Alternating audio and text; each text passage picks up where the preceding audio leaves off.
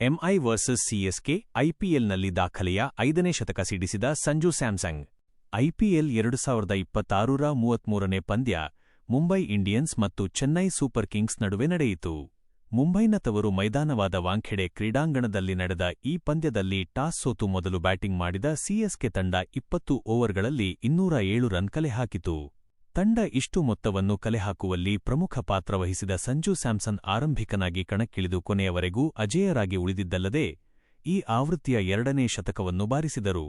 ಹಾಗೆಯೇ ಸಂಜು ಅವರ ಐಪಿಎಲ್ ವೃತ್ತಿಜೀವನದ 5ನೇ ಶತಕವೂ ಆಗಿದ್ದು, ಈ ಮೂಲಕ ಸಂಜು ಐಪಿಎಲ್ನಲ್ಲಿ ಅತಿ ಹೆಚ್ಚು ಶತಕಗಳನ್ನು ಬಾರಿಸಿದ ಭಾರತೀಯರ ಪಟ್ಟಿಯಲ್ಲಿ ಜಂಟಿಯಾಗಿ 2ನೇ ಸ್ಥಾನಕ್ಕೇರಿದ್ದಾರೆ.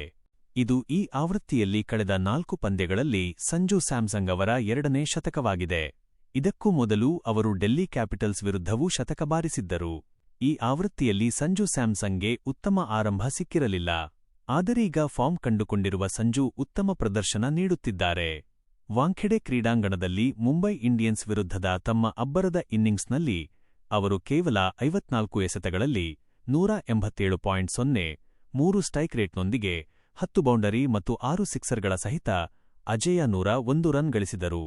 ಗಮನಿಸಬೇಕಾದ ಸಂಗತಿಯೆಂದರೆ ಸಂಜು ಇನ್ನಿಂಗ್ಸ್ನ ಕೊನೆಯ ಎಸೆತದಲ್ಲಿ ಬೌಂಡರಿ ಬಾರಿಸುವ ಮೂಲಕ ತಮ್ಮ ಶತಕ ಪೂರೈಸಿದರು.